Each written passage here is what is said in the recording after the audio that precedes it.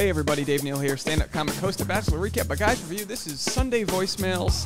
You guys left me some amazing voicemails. I asked you guys to leave me voicemails and tell me something positive. Now, of course, these voicemails will be everything from positive to critical to thoughts about the Bachelor Nation and this and that, but I wanted to share them all with you. I've only deleted two. One had a very bad word in it, which I just can't play on YouTube, and the other one was like an ASMR session from Texas, and I'm so sorry. I literally could barely hear it, and I know the audience wouldn't be able to hear it, so I do apologize for that. If you are going to leave voicemails, just please try to make them as clean sounding as possible. They get lost in translation. So anyway, let's get into voicemails, but of course I did want to share with you. Now this is funny, right? We've got Leo DiCaprio and Wolf at Wall Street, but you guys like a good cookie once in a while, so I thought I'd give you a cookie. Recognize anyone in the background over there? Oh yeah, who is it? It's your boy Dave Neal. That's me right there, folks. You see that? Look at me. Look at the Scorsese movie, and I'm like, why don't I bite this pen in the background of the penny stacks here? You know what I mean? Back in the day, we did background work in New York City, so I'm in about every movie you could ever imagine in New York City. All right, folks, let's get into your voicemails. First things first, Prince Harry and Meghan Markle. I made some videos about them a few weeks ago, and people said, oh, we didn't even know you were covering Prince Harry and Meghan Markle. Well, they have a Oprah special tonight. I'm going to recap it as I would normally recap a Bachelor episode. That'll be up tomorrow morning, so look for it. Sometimes YouTube knows you like my Bachelor content, so that's all they show you. So if you like this, make sure to go check this video out. I'll put a link in the comment and leave a comment. That way it tells YouTube that you want more Prince Harry content, because a lot of you said you wanted to hear more about it, and I love Prince Harry. And speaking of background work, I also worked with Meghan Markle back in the day. This isn't name dropping because I was doing just like background and stand-in work, so there's nothing really exciting to say about it. And of course, Michael Jordan, number 23, congratulations to all of you guys for all your support. We hit 23,000 subscribers. We're going to be doing a 5-hour for 25,000 live stream, which looks like it'll be Thursday, March 18th. I think that we'll have safely hit 25,000 by then. So Thursday, March 18th, get ready for a 5-hour, 25-hour live stream special. All right, let's get into our voicemails here. Let's start with Colorado. You are up first. Hi, Dave. I'm calling from Colorado again. I'm sorry, this is probably going to be over 30 seconds, but I just want to explain to you about that 2017 Bachelor date with Rachel Lindsay. That date was actually a Mardi Gras celebration, and so Nick invited Rachel on that Mardi Gras celebration. So it's something traditional in New Orleans. If you look it up, you will find out what it is. It actually happens right before it happens on Fat Tuesday, up until Fat Tuesday, which is the day before Ash Wednesday. So if you can look it up, you can Google it. It's called the Mardi Gras celebration in New Orleans, Louisiana. That's all I have to say. Thanks. Well, thank you so much. And of course, this is in response to people that were criticizing Rachel Lindsay. Sorry for getting these photos mixed up. Criticizing Rachel Lindsay for wearing what it would be like the same sort of umbrella type thing. Parasol, is that what they call them? Whatever, that you would see at an antebellum theme party. Well, we need to be smarter about our context. It's not just about a garb. It's about what you were doing there. And clearly, this is a New Orleans-style party. It's called the Second Line, which is kind of what they do for funeral celebrations and things like that. So know what you guys are talking about. We all need to do a better job of knowing what we're talking about before we share information. Fake news. Let's move it to Elizabeth in Texas. This is Elizabeth from the great state of Texas. And I think Chris Harrison should not have knelt to the mob. Once they smell blood in the water, you are done. He needs to stand up to the mob and fake news like Trump and have a backbone and the rest of the stuff that goes with it. Now, listen, this is actually very interesting because I'm not a Trump supporter, but one of the reasons why Trump didn't lose his following is because he never apologized. I'm not saying that's a healthy thing to do in certain terms, but if you didn't believe you were wrong, don't apologize. In Chris Harrison's apology, I think the apology is good. I think what he should have done is just immediately taken action to have a dialogue about it. That's just my point of view. But I think if you've ever offended somebody and you truly didn't intend to, find out what you said that was not heard right. Find out where that mistake was made, that crossroad, and apologize right in that spot. So, again, I'm not saying Chris Harrison should have been, I'm sorry if I offended you. No, you offended a good amount of people. Now, the question is, what was your intention? And own up to it, but while owning up to it, say, this is where I made my mistake and this is where I'll do better. So it's like if you take a wrong turn off a highway, no, don't take exit 23, keep going to exit 25. So know exactly where you were wrong. And I think that's okay. So I disagree with the fact that he shouldn't have apologized, but I do agree with you on the sense that an apology is not going to be enough for an angry mob. Not specifically with this case, not specifically for Trump's case, but if you stand up for something, like I've been getting a lot of hate in different ways. And I by no means should compare it to the hate Rachel Lindsay got for this, but it's like, I live in my home, obviously, here and trying to have a nice time. And I'll read a comment that's just calling me a sexist pig or telling me I'm not thoughtful because I mentioned ADD and people with ADD suffer. And look, you need to understand people's tone and where I'm coming from, trying to make light of situations, trying to relate to people. I'm going to spew things off in a million directions. I said that I thought Matt James was out of Heather Martin's league, and people called me gross and they thought it was disgusting and I'm a sexist pig. And it's like, I didn't necessarily mean he was more attractive than her, but in my view, you know what I mean? So it's important for us to realize context in situations, and not to say that Chris Harrison, not to say his context was misguided. I think it was pretty aware that he was sort of dismissive of Rachel Lindsay, and he apologized specifically for that, which is good. So I disagree with the Texas caller there, but I do appreciate your opinion. I just think it's sort of like you're applying cancel culture to something that it shouldn't be. I don't think Chris Harrison should lose his job given the statement he's made and actions he's planning moving forward. But if he drops the ball in those actions, then he didn't fulfill a promise, and sort of is political in that way. It's like, well, if you said you were going to give us a $15 minimum wage and then you didn't, I don't care how we got to the solution there. You failed. You got to go. That's kind of how it works. Hi, Dave. It's Gabby from Germany. I just finished watching your video, and you said you would like to hear some kindness and the week in a good mood. Can I say? It's a little bit about myself. I am born in Romania. I lived about almost 10 years in the States. I moved to Germany, so we are a pretty much mixed family, Americans, Germans, Romanians. And I never felt like I am out of place. I never felt that people treated me different when I was in the States. Not being American, they used to make fun and call me an alien, and but that was just a joking way. And same here in Germany. So I don't know. There are very kindness in the world. So people are not as bad as we think they are.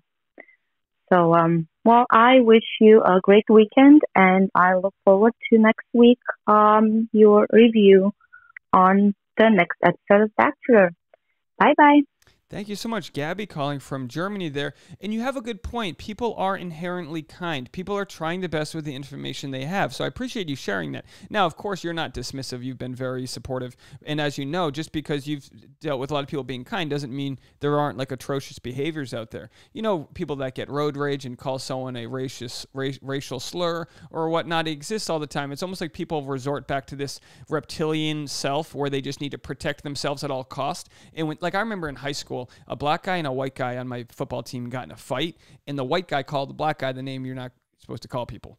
And they were, I don't know, and it was a racist thing to do. And I can't defend them because I didn't even know them at all. They were older than me. But it was fascinating because the coach made them, as punishment, carry each other on their back the next day, all practice. They had to take turns carrying each other on their back. This sounds like something out of the movie Remember the Titans. But through that holding each other literally accountable physically and running each other till the point of breaking, they sort of realized that they're both the same body bag of humans. And the fight was wrong. And I do believe they were friends after that. But there are lessons to be learned for why we treat people the way we do. My video that I made about Dr. Kirk Honda shows just that, which, by the way, he deleted the video, so clearly he got in trouble for talking about the Taylor Nolan situation. But he deleted his video. Sorry, that's not it. Where is it? There it is. But which was very fascinating. But he was basically saying even someone like Taylor Nolan can do something very wrong, but what's the root cause? It's a projection for something you are lacking on the inside. And that's what you get with bigots, racist, ignorant people. It's this insecurity of where they stand in the real world. Now, that still has real world consequences. You still have to deal with those actions. But it's important to know that if the engine fails, you guys like that analogy? If the engine fails, maybe we didn't put enough oil into it. Maybe we ran it too hard. Maybe we drove through a pond. So many things that we do can lead to the bad decisions that come out, in times of duress when our limbic system is flared. It doesn't make it right, but in order to fix future generations, I think it's important that we learn the psychology behind all of this. Thank you so much for the call in Germany. I really appreciate you, Gabby. All right, let's go to Chris in Rhode Island. Sorry, this is Kristen from Rhode Island again. I'm going to keep it really short for you and concise this time. So I wanted to comment on the Ben Shapiro episode that came out. I know someone else brought it up in another voicemail. He brought up how Matt has kind of changed his tune with his response to Rachel's history of racist actions. He initially came out and said, well, had a more blasé response. You got to be careful what you post on social media, and let's wait and see what her statement is. Until 3 or 4 weeks later, he has a written statement on his Instagram. Oh, I lost you. Sorry. Keep going. Condemning her actions, as well as the one from Chris Harrison. So I thought that was an interesting point Ben Shapiro brought up, because if Matt truly felt that she was a racist, I do think his initial reaction wouldn't have been so blasé, like, oh, let's give her time to speak and, be careful what you post on social media. So I do think that's interesting. And then, as someone who has had a serious relationship with someone in the BIPOC community, it does irk me a little bit that he is condemning her behavior, but not defending her at all in regards to, if he really truly feels she's not a racist, I think he should say that. I think you can say, hey, listen, I'm dating this person. I obviously don't believe they're a racist, but I do condemn them going to a plantation party, dressing up like a Native American, and liking racist posts. I do think that there are people who are not racist that do stupid racist things all the time. And I think it's ignorant and it's stupid and it needs to be called out. But I do think it's shady that, he seems to be bending to media pressure and doesn't feel the need to defend his girlfriend at all and just be like, nope, I condemn her. I condemn what she did, and leave it at that. I know if it was me with my ex-boyfriend, if I did something stupid like that and he didn't say, listen, guys, she did something stupid, but I promise you she's not a racist, she's not a horrible person, that would really hurt me. Okay, thank you. The call from the great and charming state of Rhode Island, which a nice map here shows you how small Rhode Island actually is. We only have one area code, 401, which is why I chose a 401 number for the Google voicemail. By the way, listen, so there's a lot of sort of context there that we don't know for sure. We don't know why they broke up. We don't know if they broke up. We don't know if she was the final. I know it's been reported that may be the case. We really just don't know. We don't know the reasons for breaking up. It might be the easy thing to go, oh, well, it's because she said those things and it put a lot of pressure on him from the black community to stand up. That could very well be the case. Until we know why it happened, I can't, how am I going to defend, and I get Ben Shapiro's just doing the clicks, well, aren't we all? But how am I supposed to defend decisions when we don't know why they were made? You know what I mean? I would be an idiot. And I'm not calling you an idiot, but I'm saying the idea, we just don't know. I can't say it any other way. When we find out what happened, then we can sort of kind of pick it apart and see. But it's if Matt James did break up with Rachel Kirkconnell because of activity that she has from her past and because of pressures from the black community or whatever it may be, he's allowed to feel his feelings. He's allowed to feel like, all right, it got to a point of no return. It might be hard for us to see what that critical point was where it was a point of no return, but wherever he's walking on the thin ice of that relationship, he might have just woke up one day and go, you know what? I guess I don't love her enough to fight for her. And if that was the case, clearly it's true. If someone doesn't love someone enough to fight for them, then that's the answer that we got, not the answer we wanted. All right, thank you so much. Hi, calling from Pennsylvania.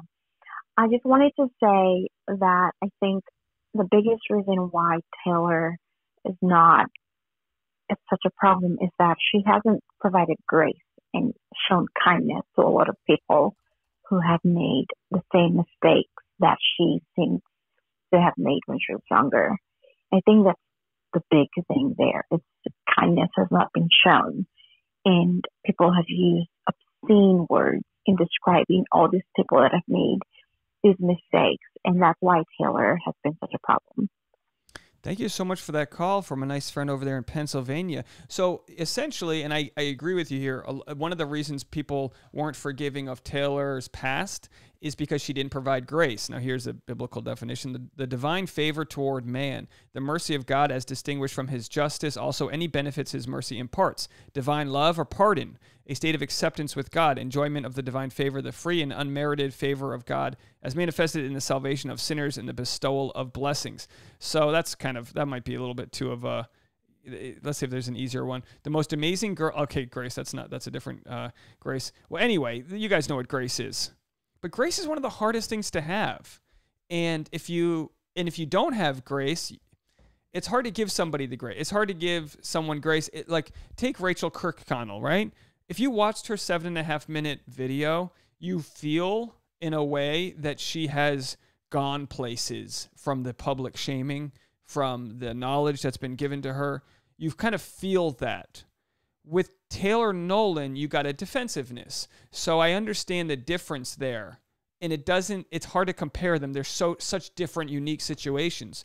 But it's hard to give somebody grace like Taylor Nolan when she's being defensive, when she's not sort of owning up to, and she said all the right words, but that's where tone's important. It's interesting. I always say, like, if these people would just stop making these statements and actually told us how they feel, we could get a better idea. Like with Chris Harrison's statement apology, it was like, that's good and all, but I want to hear from you and when, all that. Taylor Nolan was a great example of why crisis PR people, crisis management, why they don't want people to speak. Because she just wasn't there. She was so like, all the work I've done, this is for my BIPOC community, this isn't for you, I've done this and that, and I'm not, and that's why I continue though. She kind of got all like, whoa, right? So that's why you're absolutely right. That's why people haven't forgiven her, is because she didn't take the time. And then people also wonder, well, are we not giving people enough time to think about their sins? Are we not giving people enough time to really come up with an answer? With social media, it's like, let's respond right away. And that may be the case too. So maybe a better scenario would have been, guys, I'm digesting all of my past hate as much as you guys are right now. I'm going to need a minute to respond because I want to fully feel my feelings here. I'm so sorry. Expect a response from me as soon as I'm able to articulate, whatever the case may be. But instead, she went straight to the live, and it did not come out well. All right, let's go over to Florida. We love our Florida friends. Hi, Dave. This is Hannah from Florida again. I'm trying to make this fast, but it's hard, let me tell you. It is hard. I think you need to cut on the diet soda a little bit. Just look into it. Looking over you here, man. Thank you for the content. I'm a fan. All right, so you said cut, and I think you left another voicemail right after. You said cut the Diet Coke. No, you're absolutely right. I don't pretend to think Diet Coke is good for me. Absolutely. I got to cut it down. You know what I'll do is I'll get a nice 12-pack of Diet Coke, and I'll feel real baller. But maybe I can cut it down to maybe only 5 a week. Maybe that's better. I don't know. Hey, Anna again from Florida. Yeah, I'm just like any other sensible people, realizing a lot of things I haven't until now regarding racism and all the other things that we grew up with, like embedded on us by our parents, our environment, how we grew up. That's why I just become a mother a few years ago. So planning on trying to educate my children as best as I can, especially regarding this issue. Thank you for the content. I'm a fan and hope this situation gets better. Well, thank you so much. So we all move forward and become better humans. What a great comment. Thanks. As a mom, I can't imagine. I said this the other day as a big brother that I just don't want to mess up my younger brothers. I want to be a good big brother for them. If anything gets me emotional, it's thinking about where I've dropped the ball as a brother and how on the other side of the country, I wonder, like my brother Jack just turned 18, big age difference. And I'm like, am I the type of guy that they'll look up to? Do they think of me as just some jack off? Or like, do they see me pursuing my dreams? Like, what is it? If I don't hit my dreams, will they just see me as a loser, or will they see me as someone who's kind of like self-actualizing and doing I don't know. Honestly, I don't know. And as a mom, I can't imagine. You just want your kids to grow up in a world where they don't harbor the hate and all the things that you see other people have. I guess that's probably the biggest challenge as a parent, right? Is you just don't want to mess your kid up, because that's what happens. kids are all born into this world. Like, sure, they're going to have their own traits. This one's going to be an extrovert or introvert or whatever it may be. They're just going to be born with their own soul and identity. But it's really up to parents and the community that you choose or let your kids to hang out with. And again, a lot of times it's not your choice if you're born into poverty or you live in a food desert. There's so many scenarios in which it's not your choice as a parent where you're passing down your poverty to your kid, or also in the other direction, whatever your wealth or privilege is, you pass down to your kid. I don't remember who it, I think it was Ashton Kutcher and Mila Kunis said that they're rich, but their kids aren't. Like, they're not letting their kids enjoy the wealth that they've earned, which I think is amazing. But it must be very hard to be a parent. But, you know, it sounds like you're asking the right questions, which is really great. Courtney in South Carolina. Hi, Dave. It's Courtney, South Carolina. Yeah, Chris Harrison's speech with Strahan was purely performative. And I am guessing that he is stewing that people can't just accept it and be over it. So I'm very interested to see how After the Rose goes with Ocha, and I really do hope that they discuss some things and get further than a surface level, because Harrison can only offer surface, and all he cares about is people moving on. All right, Courtney out. Thank you, Courtney in South Carolina. I don't necessarily agree with you, but I don't disagree. You've sort of looked at it from the eyes of that he's only wanted a surface level apology, just like Michael Strahan did, and I'm kind of looking at it from a performance perspective, where like I don't think Chris Harrison has another character to jump into. I think this is it. This is the face he makes when he goes, "All right, Peter, here's your final rose." This is the face he makes when he, this is just the face he has. So I don't know if he cried and showed the emotion that Rachel Kirkconnell showed. I don't know if people would believe that either. It's fascinating. So as I think with the more we hear, the more we'll be able to make a judgment on it. And it's it's Emmanuel Acho, and I cannot wait to hear his conversation, and I would very much hope to see a segment with him and Chris Harrison. People are saying that probably won't happen because it's about Matt James and his relationship, but whether it happens there or another place. And again, also people have said this is a very safe move that ABC made. ABC and The Bachelor, they control his contract, what he can do. By the way, if you haven't watched my conversation with Abby Thomason the other day, we made a video. I'm gonna have to pull it up here. We made a video, and you guys only get to see certain videos unless you're hit the alert bell. YouTube will just show a sample of my audience a video, and then my audience will have to decide if the video doesn't get enough clicks right away. YouTube will decide if they're going to share it with others.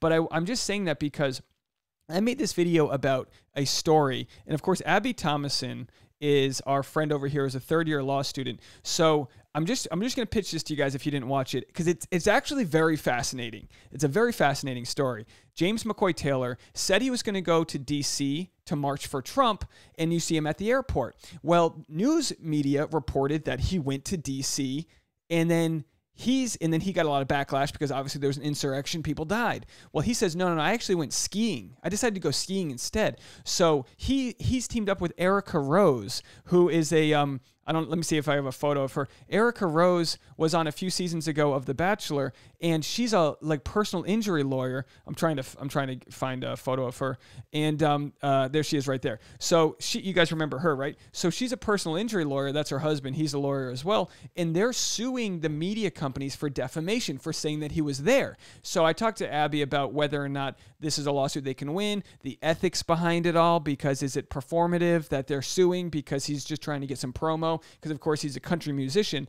And then the other side of the story, it's fascinating that he was never going to go to DC all along. So he was just stoking the fire of hate and divisiveness to get his crowd to go march when he was going to go skiing all along. Anyway, I know I just digressed a lot, but it's a very fascinating situation there. I have no idea how I got into that, and I don't know how to pull it back. So anyways, thank you so much, Courtney from South Carolina, for calling. But we'll have to see more that happens. I think it was because I was talking about lawsuits and that Chris Harrison might not be able to go to other media companies because he's in an airtight lawsuit. Oh, I'm sorry. I talked about that.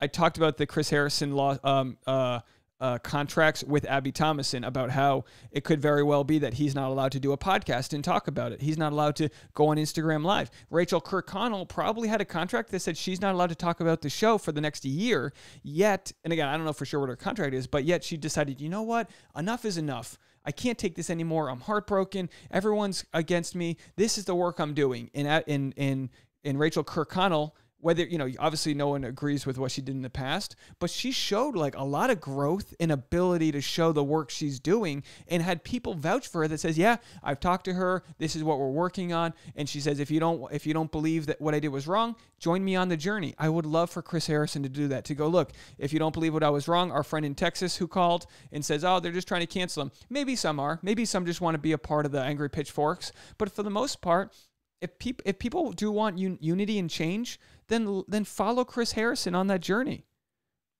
All right, let's go to Nashville here and talk to Katie. Dave, this is Katie from Nashville. I absolutely love your channel. I just want to say I love watching your channel because you just really look at everyone as a human and not so much a public figure. I think that's what people forget, that everyone is human. And you always give really good perspective as far as, some of the producing of the shows and of the interviews. And people tend to forget that. And you always do point out, things wrong with the internet. I do like that a lot, that it can be one-sided and everyone, almost pressured to pick a side, or they're really hasty too. I just always appreciate your perspective, and you always make it about the human and not about so much the subject matter. Well, thank you very much. I do appreciate, first of all, your Nashville twang. I just love the voice. Please call in more and just have a nice glass of Tennessee whiskey beforehand so we can ramp up. I feel like a Tennessee whiskey ramps up the accent. Please call back and really dig deep into that. I love Nashville, Memphis, Chattanooga. I've been all over Tennessee. You're the only 10 I see. What's up, folks? There it is, folks. All right, we're getting there. So I appreciate you. And the deal is it's true. I've been publicly shamed on a smaller level. I've had people in my community try to cancel me, and I've had friends come to my back. On a much smaller level. I've had it where I posted something on Facebook and people didn't agree with it, and then they try to use my words against me, and then I was defending myself, because there's nothing worse than feeling ostracized within your peer group. There is a positive to being shamed. I learned to choose my words better. I literally posted something while I was high. I was just like, hey, isn't this weird? And it's like, well, look, it's a little deeper than that. Even though I still stand by the point that I made. I understand that posting things online is a lot different than saying them out loud with intonation and emotion and showing who you are. But to this day, I've got to realize this because we talk about being humans. I have to realize this. My channel's growing. We're at 23,000 subscribers, but honestly, we're getting more views than channels that I know that have 250,000 subscribers. So subscribers aside, 2.5 million views this month, 17 million watch minutes. I have to understand people are going to comment on my videos in bad faith, or they're going to look at me as a guy that might have looked like their ex-boyfriend, or a guy that would bully them, in the past. And I just have to accept that even though we're preaching that we don't judge others and this and that, I'm going to be judged when I have a denim jacket on as some hick. I mean, there's so many simple judgments people make about others. I get it. I look like, a piece of shit, ignorant, privileged person in some, to some people. That's just how it is. And, I've tried to defend myself in some comments, and I appreciate those of you that have defended me. There's more positive than negative, but what I have to learn and wrap my head around. I was in the shower with my lady. It's our new place. We took a shower together. There it is, folks. That's right. Some behind the scenes info, and I had to realize that look, maybe the comment section of my videos isn't for me. Maybe that's a place for them to talk about me, and I just need to not be a part of it. So I don't know what the solution's going to be. Maybe I just respond to comments the first 30 minutes of a video, because responding to comments is like pushing the kid on the training wheels. It's nice for the video to get some traction, but I try to interact with everyone, and then I realize there are just people that post in bad faith. There's this one person, something I love Sacks or something. It's almost like every other comment by them gets under my skin. They called me sexist the other day, and it's all right, sure, you're entitled to your opinion, but when I put myself out here on the stage, it sucks when someone can leave a comment, because it's first of all, I would much rather appreciate you leave me a voicemail so I can actually hear what you're talking about and we can actually have a real conversation. But I also have to realize people are going through their own thing. If you don't like my content, I just would much rather people just decide not to watch it. But again, I don't know. I don't know what to say about that other than I'm just showing you guys that I am human too. And it's weird when I'll be in the living room and I'll have to put my phone in another room, because I know on my phone exists a notification that's telling me of a negative comment I want to read. And and it sucks because it's that's my comment section. This is supposed to be somewhere where we all have a good discussion because that's what I want to happen. So when I'm being told something negative, I can take a negative comment. But when I'm being told something negative that's like twisting what I'm saying, there's nothing like being taken out of context that sucks. I can only imagine someone like Rachel Kirkconnell just itching to get her message out, knowing people are judging her for who she was, not who she is. And everyone has the right to that platform, I guess. All right, here we go. Hey Dave, this is Van Ann calling from Arizona. Hello. I think one of the things that's really helped me is just making sure that I pay it forward, whether it's doing an act of kindness once a week or volunteering or just doing something small that's really nice. You never know, but it really affects other people around you. So pay it forward. Thanks. Love your show. Bye. Thank you so much. Because I did ask for people to share positivity. Pay it forward. I'm trying to think of a way that I can have sort of a charitable aspect to my channel and pay it forward. Maybe every week I just choose a specific charity, or if one of our audience members in need. I think actually yesterday one of our subscribers actually gave birth a couple days ago, and she goes, "Sorry, I haven't watched your videos. I just gave birth." And I was like, "Wait, you just had a child?" I don't know why. I was like, "Oh my gosh, maybe I could like find out what her baby registry is, and I can share it with you guys, and we can all." I don't know. Let me know if there's a way that you think I can work the subscribers in a way that we have a charity that we sort of promote every week. I've done a little bit of that, but not in a way that's very organized. That's my biggest struggle, is organization. Hey Dave, know that the video is coming out soon, so I'm probably missing the mark. Nope, but I just wanted to say, one, congrats on all the content. Just getting an increase in followers. You really deserve it. And also, let's get away from the drama for a minute. Who do you want to win this season that's still left? Obviously, there's Bree and Michelle. Let's just leave Rachel out of the question right now because that contributes to the drama. But I don't know. Who was your pick? And who do you want to be the Bachelorette? Oh, sorry. Jeez, whenever I put my phone down, it stops. Want to see in paradise, and what's the couple that you want to be in paradise? From a man from Tasha's season, a woman from Matt's season, or just any couple that you want to see in Bachelor Nation. Just figured I'd ask different questions than we've been getting lately. So that's all I have to say. Have a great day, and hopefully the drama will end soon. Yeah, I'm like you, where dramas, you got to address it. Like, apparently a lot of channels aren't addressing a lot of this drama, but it's like you can't avoid what's happening within society as it relates to Bachelor Nation. But to answer your question, I want Katie as the next Bachelorette. By the way, I was talking to her, Tasha and I were talking to her on Instagram. She's been so nice to us, having light conversation. I won't pretend like I know her, but she's been very supportive. Because I asked her, I said, have you done stand-up comedy before? Because her TikToks are like, some of them are very well written. Like the TikTok about her crapping her pants is the way you would formulate a joke. She starts with the punchline. I want to tell you about a story about how I crapped my pants. And then everyone's like listening. And then she worked her way through it and heightened it and all this. And I was like, this is actually very fantastic joke writing and performing of it. So I asked her, and she's like, no, she hasn't done stand-up before, but she was thinking of doing it. And I was like, yeah, I think you absolutely should. By the way, maybe this is a good time to mention this. Speaking about non-drama, I am going to be starting I have a mailing list right now. I hope I don't share any information by posting this. Maybe I should cancel my display capture here for a second so I can get to the page. But I've got a MailChimp, which is a newsletter compiling service, and I'm going to post a link to it because my plan is to potentially see if I have enough audience that would come to a live stand-up show when the world opens back up, and potentially do a tour. So let me see about the new. I really can't. I'll have to be looking at this later on. But I've got 1,700 people on my mailing list, and if you guys aren't on my mailing list, let me just get out of this here. DaveNeal.net. Let me get out of this here. There's a link to how you can contact me.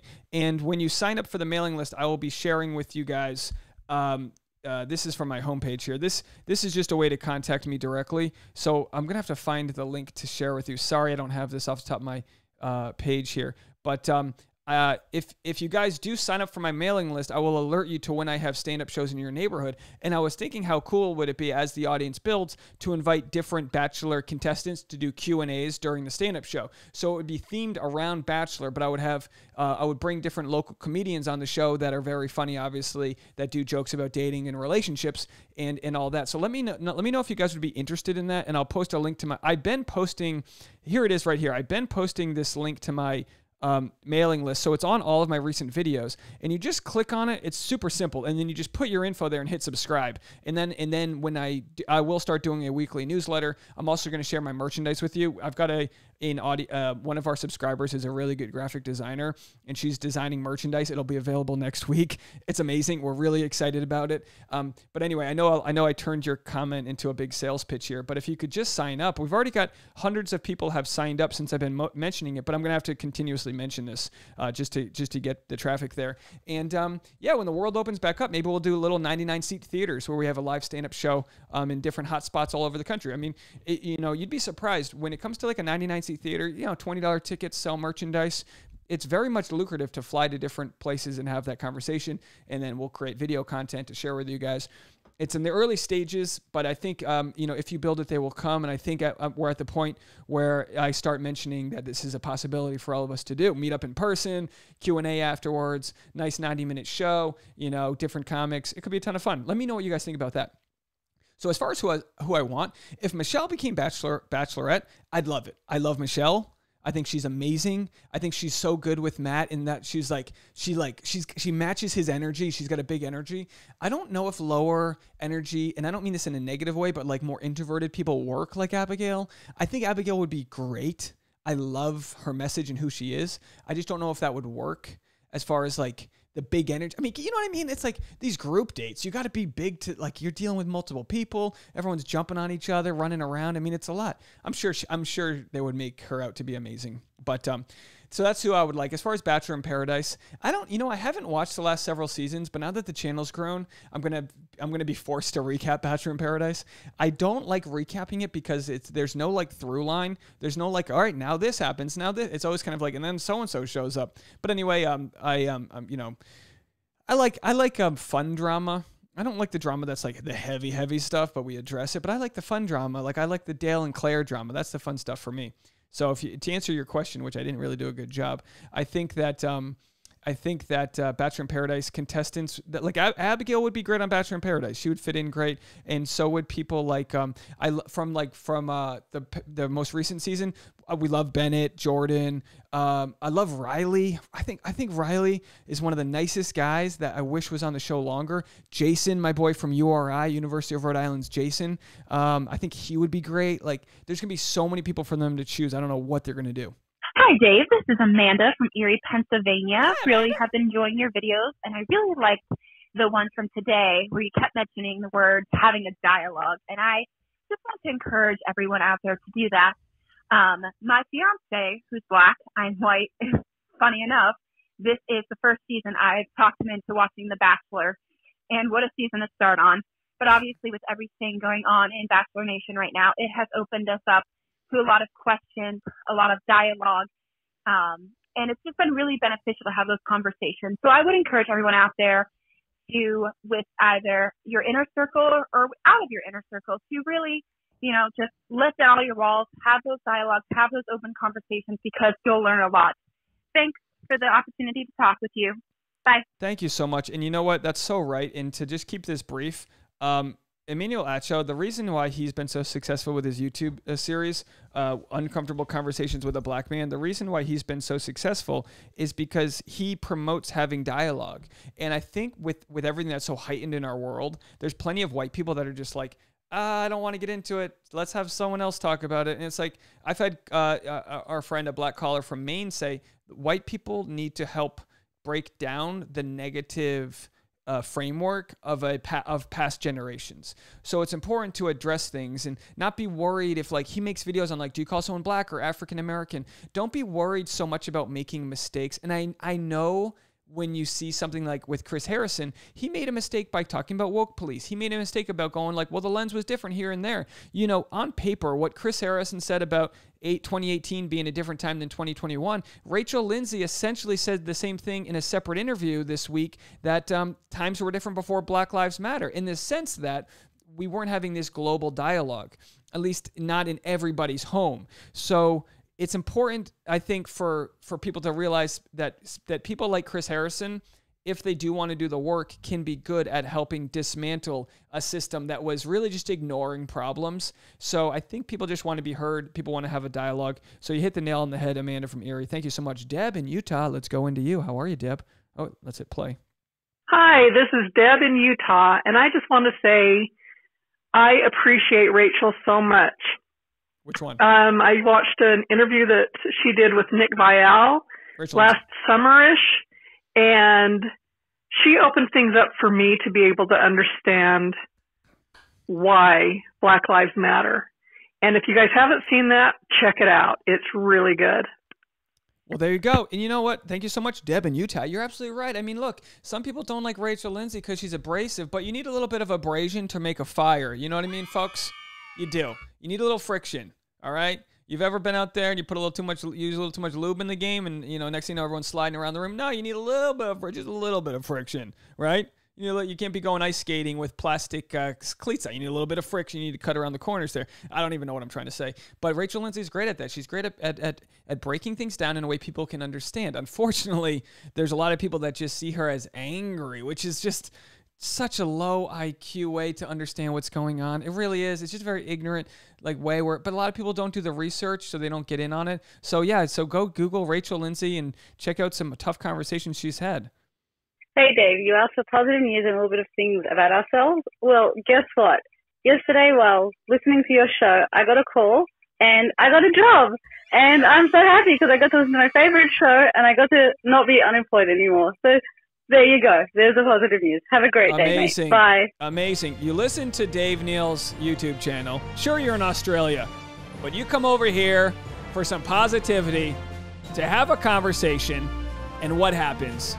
You get a phone call over there with the dingoes, and what do they say? They say, you've got a job, you're not on unemployment, you're going to do well, you're rising to the successes. God bless you. God bless Australians, and God bless anybody who watches my recap. I don't have anything else to say, but the song's not over, so thank you so much. And now that you've got a job, maybe you can join our Patreon. I'm kidding. Go out there, crush that job, show them you're worth more, and then when it's time to renegotiate, say, well, you know what? I think I'm worth double what you're paying me, and I'll prove it to you. And you get out there, and you earn as much Vegemite as you can muster. I'm talking gallons of that shit. Get out there, smudge it on that toast. I know what you say, just a little bit. No, you put all that Vegemite on that toast, and you enjoy every ounce of it like the gold that exists on the southwestern plains of Brisbane. God bless you, our Australian followers, and God bless the opportunity to work in this dang world.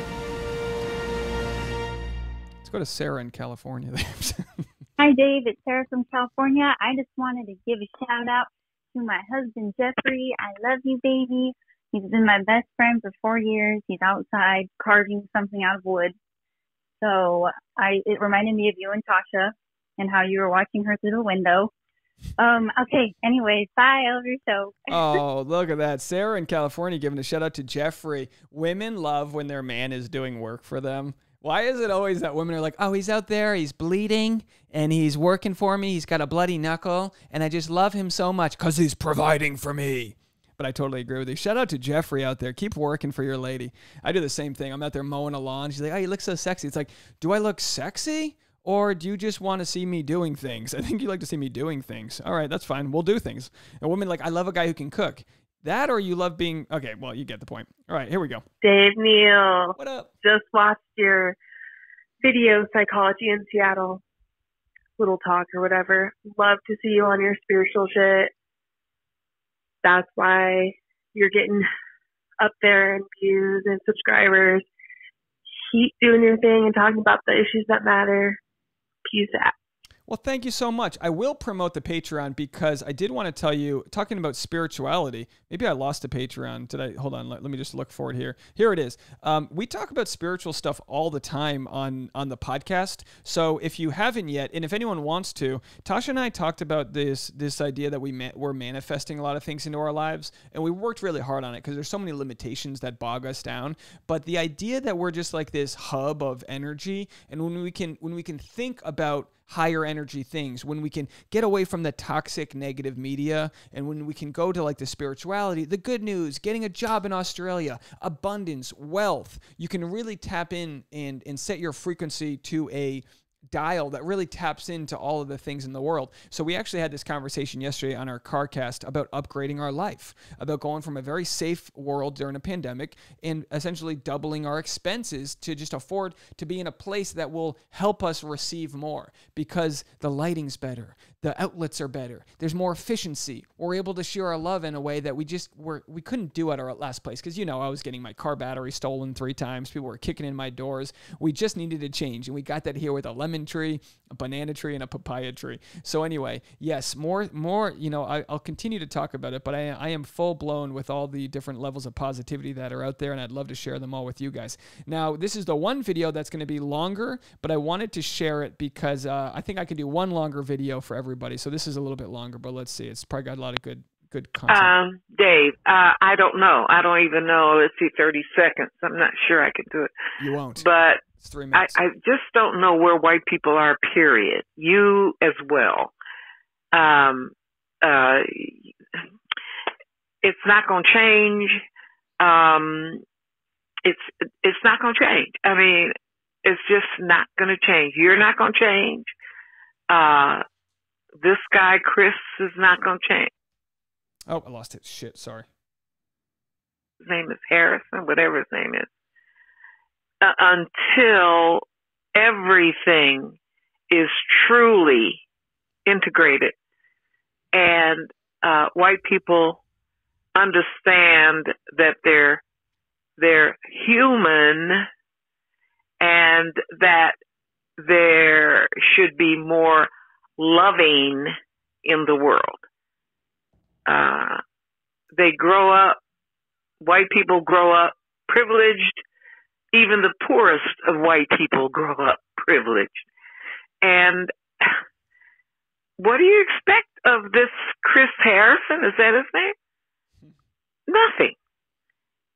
And I don't even expect too much from you. I'm a black, 83-year-old female. Wow.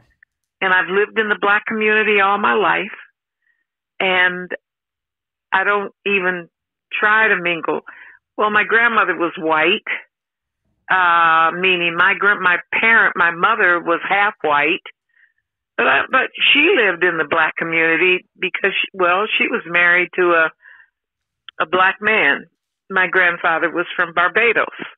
But we lived, we were black people. And she was probably more black than even my uncles and aunts. My grandmother was. But anyway, it's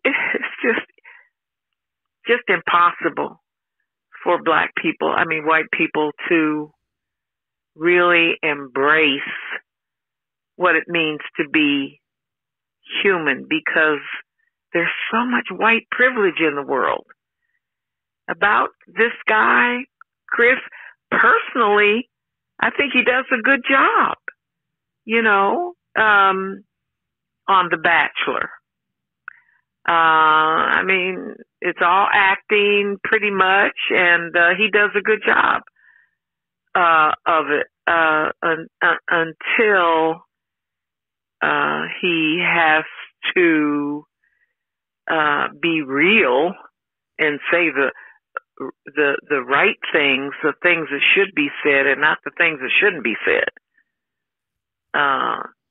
Okay, this isn't on me. The phone call's cut off at 2 minutes and 59 seconds, so I don't know how it ends. But I truly thank you so much for calling. 83 years young.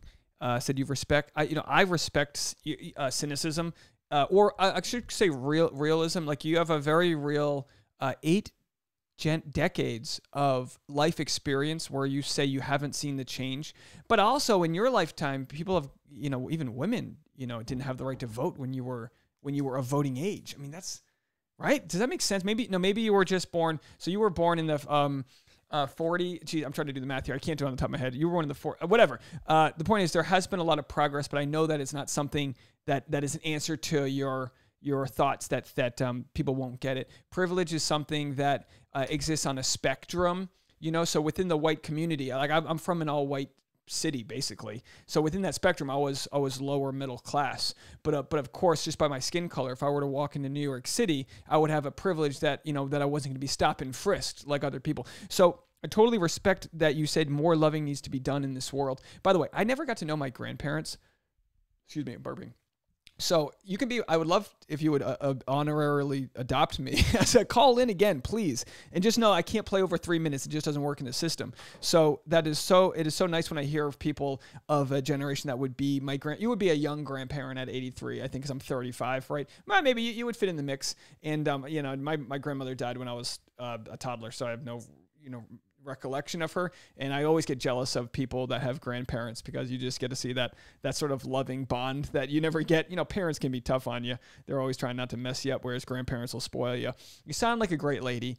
I truly appreciate your call, and I don't disagree with you that white people will never walk in black people's shoes. We'll never truly understand. By becoming friends with people of different communities, you do get to know them a little bit, and you do get to see a small sliver into their life that they live, but it is different. It is different, and I'm not going to live my life with like the whole white guilt thing. I understand people that do, but I think now where we stand today, we're more in a place where we're having these conversations. I mean, that's why I love YouTube so much.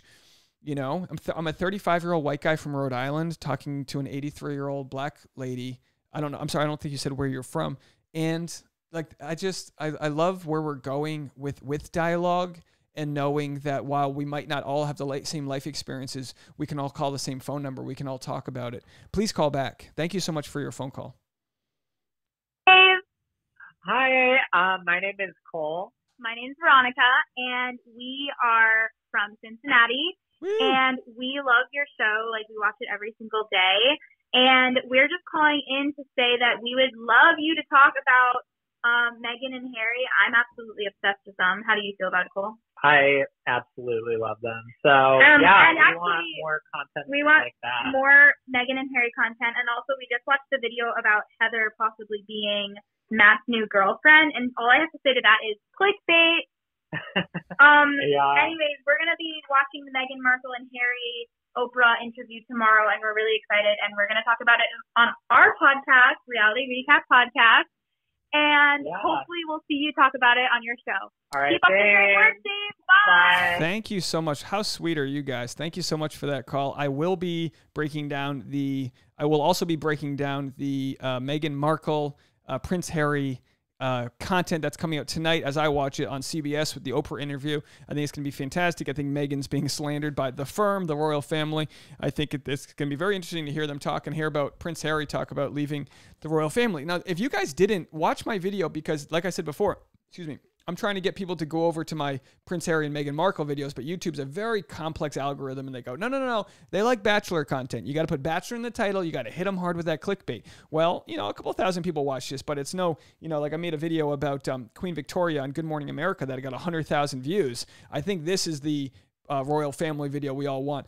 Let me know if you ever want me to call into your podcast. I'd love to promote it again. Your podcast is called Reality Recap Podcast. Let's do this. Reality Recap. Let's see if we can Reality Recap Podcast. You guys are so sweet, and I love Cincinnati. When Tasha and I are back in Northern Kentucky, we should all podcast together. You guys can come to our podcast, The Sap, and maybe I'm not gonna be able to find it right now. I don't know if that's the same one. I don't want to promote the wrong one. Let me know your podcast link, and I'll try to promote it. And there's absolutely going to be a lot to talk about after this interview. And thank you guys so much for calling in. Y'all are so sweet. All right, let's go to Indianapolis. Yes, this is Indianapolis, Indiana. I missed your call. Okay, that's that one. I just wanted to play that because I think that was a mistake. All right, here we go. Kyle from Colorado. Hi, Dave. This is Kyla calling from Colorado, and I love your show. And my whole takeaway from this whole thing is that people blaming Rachel Lindsay for Chris Harrison getting canceled is like all the bratty girls on The Bachelor blaming Katie for the drama. It's just absolutely ridiculous. Anyway, I love your shows. I sit every morning and drink coffee and watch them, and they make my day. And I hope to talk to you soon. Bye. Oh, you're so sweet. Thank you very much. Yeah, no, you're absolutely right. Don't blame Rachel Lindsay. Let's bear Hi, this is the sheriff here. I was just going to say that I'm very curious to see how everything goes after the final rose with with Emmanuel Acho. Well, we'll have to see how he deals with things. He's very good at with dealing with human dynamics. His book is amazing. I would recommend everybody go read it and buy a copy. It's an amazing book, and he's an amazing human being. And I look forward to the live stream on Monday. Okay, bye, friends. Thank you very much. Oz, everybody calling in over there from Canada. You're absolutely right. We'll have to see. I think it's going to go well. I am worried it's going to be overly edited, but that's out of his control, you know? Hey, Dave, I'm calling from Florida here and just want to give my thoughts on this whole rumor with Heather. I'm, hoping that it's not true. I think it's a shame that he would actually break up with Rachel if he does end up choosing her. Because, it's like Mike Johnson said in a recent interview with Rachel Lindsay, that he should definitely not break up with her. This is a time to work with her, to hold her accountable, to help her through this. Her past allegations were in the past. And it's a shame that these producers, maybe if the rumors are true, got into his head and maybe advised that he distance himself from her. And I don't know, maybe, hopefully the future, they do make it work out. Because I really did personally do see a real connection with the both of them. All right, thanks for taking my call. Bye.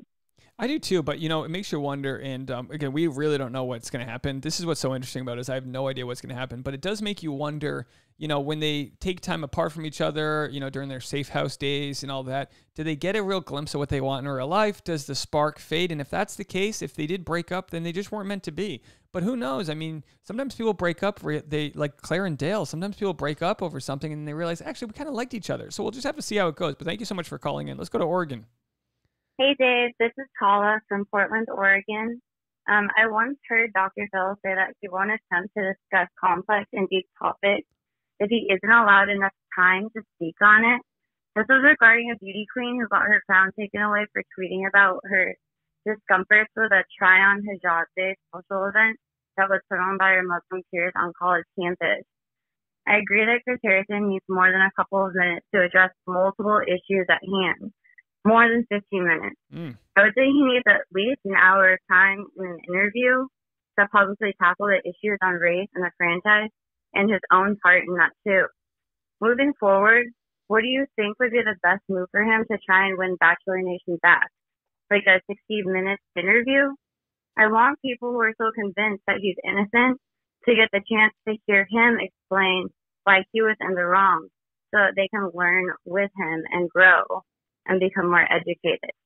Thanks, Dave. You're my favorite. Oh, thank you so much for calling. I really appreciate it. All right, we're almost, we have one more left, so let's get. But very interesting what I think would happen. Now we have to operate under the assumption that Chris Harrison will do anything to grow and learn from this experience. Well, we're talking about long form stuff that needs to happen here. I think at the very least, like if there was, so many. I had a stupid court thing for an accident I was in that lasted 3 years. You see trials last weeks, if not months. You could easily have a 5-part, 10-hour podcast or more discussing every specific thing that's with the woke police, that's about antebellum parties. He could literally take people on a journey, and it could be like something that ABC posts on their YouTube channel. It could be something that The Bachelor, how much money is The Bachelor willing to spend to save their host and grow from this experience? Or are they just don't want to, ruffle any feathers? They own the rights to the contract in the show, so they can decide what they want to do. Now, obviously, you don't want to just monetize something for drama, and that's why this whole issue exists, because he was like, let's wait and see what happens, because he wanted it to be on the After the Final Rose. Backfired, but that's just why they do that. He's under contract to be like, promote the show, get the ratings up. That's all he's thinking about, and he kind of bulldozed and didn't have the compassion and grace needed. At least that's what I think what happens. And I would love for him to talk about that. I had a bunch of pressure on me, during a pandemic to keep the show going, and I thought it would be good if we waited to talk about it. Now I understand why that's so wrong. Whenever we have issues that come up, I want people to address them right away, and that's why we're creating a Bachelor YouTube channel where we're going to air issues as if people are okay being spoiled. We're going to air the issues as they lay. You know, the spoilers are all out there, so why not just create a storyline where Rachel Kirkconnell can talk about it and go, this is what's wrong, and, you know, in sort of a rainstorm on a forest fire. That's what Chris Harrison should be aiming for, is sort of calming a lot of issues through conversation. They don't try to do that. They try to hide behind, well, wait for us to air the final. Well, you know, it backfired in this instance. So whatever he decides as a medium, I think he's restricted by what Bachelor will let him do. And I think what needs to happen is these conversations he's having with Dr. Dyson, these conversations that could happen with Emmanuel Acho, air them unedited. Ask the right questions, even if you come off wrong. If Chris Harrison sits down with Emmanuel Acho and goes, okay, can you help me explain what's wrong with woke police? I actually believe, and again, this is what I think Chris Harrison could ask, I actually believe they went too far. And Emmanuel might say, in some instances, they do go too far. But by conflating all of the different issues, you're saying that there wasn't anything wrong before. Okay, no, I definitely think there was something wrong before. And then it's a conversation. That's kind of what happens in court cases, right? The prosecution goes, and then the defense has a chance to respond, and then they can try each other's witnesses. Gosh, I mean, social media, we are there with the bandwidth to have these talks, and it's not going to happen on Good Morning America. Last voicemail. Hi, this is Melissa from Florida. I needed to just finally weigh in on this. I think all of this expectation that The Bachelor or The Bachelorette is the place to resolve systemic racism is misplaced. People need to put their energies into working on real constructive ways that we can fix this issue. And unfortunately, there's nothing that Chris Harrison said that disqualifies him from being the host of a reality TV show. And I think that a lot of people who are frustrated with the production, with the producers, with the cast, more so are concerned about their own ego and in watching a show that is produced or has racists in the show, more so than actually fixing racism. So if you're really serious about fixing the issue, again, it's not going to get fixed on The Bachelor. And if you don't like The Bachelor or The Bachelorette or who they're casting or who's hosting, then as you've said before, Dave, you can just turn it off. You can watch something else. Thank you. Thank you so much, Melissa from Florida. So it sounds like you're not saying don't do the work. You're just saying don't expect it to be done on The Bachelor, which I think, you know, that's not a bad place to come from. I think, you know, a lot of the contestants start the show as nobodies, you know, social media speaking, and then they end the show with several thousand fans. So I think if every contestant, you know, is able to educate themselves, if they want to, then they should want to share that with their audience. Rachel Kirkconnell, I mean, look, like I said, I'm not even a fan of Rachel Kirkconnell that much, but just by seeing her Instagram with this book, I go, I want to read that book. I want to know what she's reading so I can read it. And then I go, oh, Emmanuel Acho, I didn't even know who that was. So I'm not even someone who's like, I mean, maybe I am the right person to read this because then I get to share it with you guys. So she shares it with 400,000 people. I share it with 23,000. What's up, little family? And then we talk about things. So I understand that The Bachelor shouldn't be the be-all, end-all of social justice, but I do think that we can have these conversations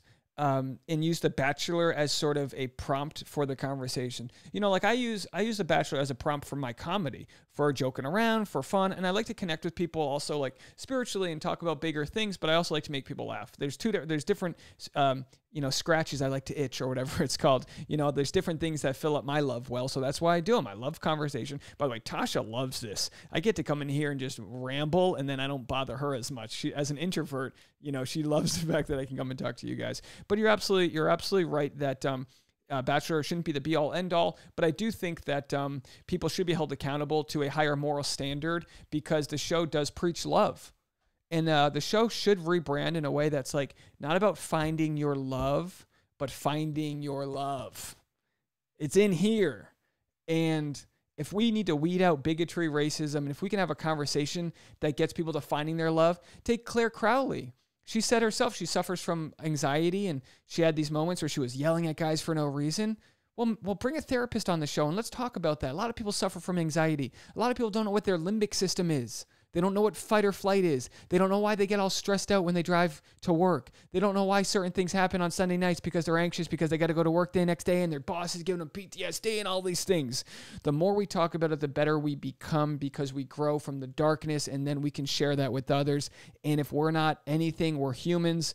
Body bags with the spirit inside of us, and the spirit comes to this earth to want to grow and be better, but there's so many fears and projections and limitations that are shined on us and tattooed onto us, and we got to remove them. I think we're doing a good job of having that conversation. Let me know. Leave a comment. Thank you guys so much for sticking around. Tomorrow morning, I will have a Prince Harry recap video where we can talk about the royal family, or at least Prince Harry's exit from the royal family. Thank you guys so much. And again, also, like I said before, is this the one? Maybe I don't have it up. Oh, no, that's the wrong one. Go to my Prince Harry video if you haven't yet and leave a comment on there. That'll help tell YouTube, oh, you want more Prince Harry stuff? Well, here we go. So I appreciate all the help, support, and love that you guys have given me. Just know that I do feel it. Every time I hear your love, it does stick to me. Even your criticisms. To my 83-year-old adopted grandmother out there, thank you so much for sharing your truth. I truly mean that. Everyone else from Florida to Germany to Australia, you just got a job. Right on you. Congratulations. And let's just keep on having a positive conversation. Thank you guys so much. Happy Sunday, everybody.